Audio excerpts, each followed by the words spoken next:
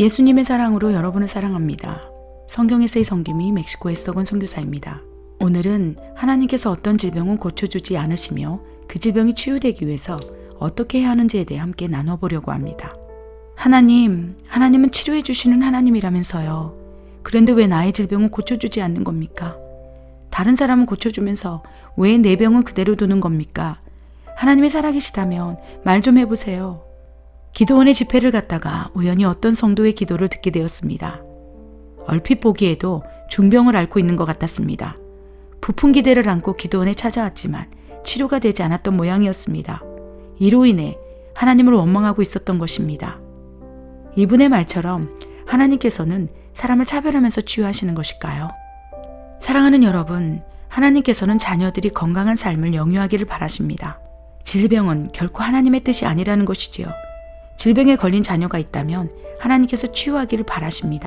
그런데 원인 없는 결과가 있을 수 없듯이 질병에도 원인이 있다는 것을 기억해야 합니다.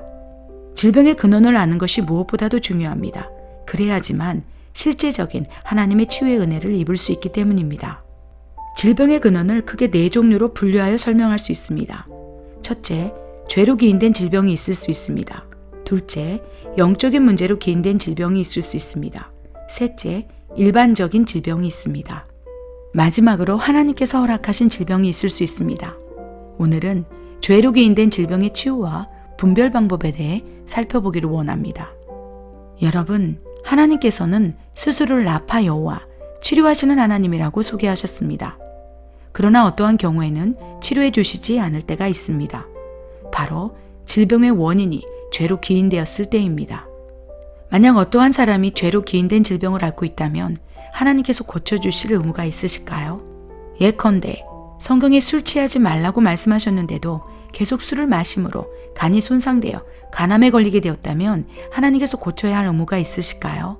세상과 하나님을 겸하여 섬길 수 없다고 말씀하셨지만 세상에서 뿜어져 나오는 각종 게임, 음란, 마약 등에 중독되어 불면과 우울증, 대인 공포증에 시달리고 있다면 하나님께서 치료하실 합당한 이유가 있으실까요? 분노하지 말라고 말씀하셨음에도 계속 불평과 불만, 분쟁과 다툼을 하게 되므로 혈압이나 중풍으로 쓰러졌다면 하나님께서 고쳐야 할 의무가 있는 것일까요? 간음하지 말라, 음란하지 말라, 동성애를 하지 말라는 말씀을 어긴 결과로 에이즈나 매독에 걸렸다면 하나님을 원망할 수 없다는 것입니다. 이러한 질병들은 하나님의 말씀에 불순종하여 생긴 질병입니다. 불순종은 죄입니다. 만약 죄로 기인된 질병이라면 하나님께서 고쳐야 할 의무가 없다는 것입니다.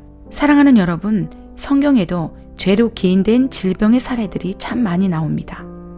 예수님께서 중풍병자를 고치시며 네가 나았으니 더 심한 것이 생기지 않도록 다시는 죄를 범하지 말라고 말씀하셨습니다.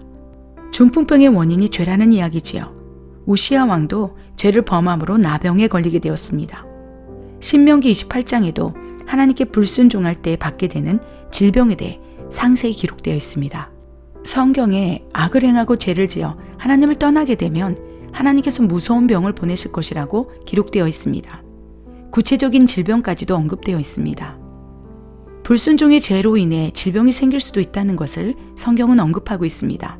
간혹 자신은 죄를 짓지 않았는데도 병에 걸렸다고 말하는 사람들도 있을 것입니다. 자신은 죄라고 생각하지 않지만 하나님께서 보시기에 죄가 되는 것이 있기 때문에 잘 분별해야 한다는 것이지요.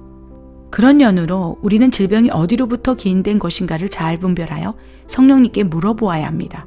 죄로 기인된 질병인지, 영적인 문제인지, 일반적인 질병인지, 하나님께서 허락하신 질병을 앓고 있는지를 성령 안에서 잘 분별해야 한다는 것입니다. 만약 죄로 기인된 질병을 앓고 있다면 그 죄를 틈타 잠입해 들어온 악한 영을 대적하지 않는다면 질병이 잘 치유되지 않을 수도 있습니다. 어둠의 권세를 대적하며 물리쳐야 한다는 것입니다. 이러한 기도가 선행되지 않는 상태로 하나님께 고쳐달라고만 간구한다면 쉽게 치료되지 않을 수도 있다는 것입니다. 사랑하는 여러분, 우리는 질병이 어디로부터 기인된 것인지를 깨닫고 그에 합당한 기도를 해야 합니다. 필요에 따라 어둠도 대적해야 합니다. 더불어 죄를 끊고자 하는 환자의 결단도 병행되어야 합니다. 아무리 라파 여호와를 믿는다 할지라도 하나님과의 관계에서 죄의 담이 가로막혀 있다면 하나님께서 응답하실 수가 없기 때문입니다. 하나님께서 죄가 있다면 아무리 기도한다 할지라도 듣지 않겠다고 말씀하셨습니다. 죄를 회개하고 깨끗해질 때야 비로소 우리의 기도에 응답하시겠다는 말씀입니다. 술로 인해 간암에 걸린 환자가 치유받기를 원한다면 술을 끊는 결단이 있어야 합니다. 마약 중독으로 온몸이 만신창이가 되었다면 마약을 끊는 결단이 있어야 합니다. 이것이 바로 죄로 기인된 질병을 치료하시는 하나님의 방법입니다. 성경적인 하나님의 치유의 원리라는 것이지요. 사랑하는 여러분, 하나님께서는 모든 자녀들을 치유하기를 원하십니다. 그러나 그 질병이 죄로 기인된 질병이라면 먼저 회개가 선행되어야 한다는 것입니다. 죄를 자복하며 회개하는 것이 먼저라는 것입니다. 회개의 기도를 통하여 질병을 잡고 있는 악한 영들의 결박을 끊어내야 한다는 것입니다. 회개가 선행될 때 공의 하나님께서 질병을 다룰 수 있는 합당한 명분이 생기게 되기 때문입니다. 하나님의 치유는 자녀를 향한 하나님의 긍휼입니다. 자녀를 향한 아버지의 놀라운 자비입니다. 하나님의 치유의 능력은 완전합니다. 단지 그 능력을 나타내는 도구인 사람이 불완전하다는 것입니다. 그렇기 때문에 오늘도 아픈 이들이 있다면 하나님의 치유가 임하게 해달라고 기도해야 합니다.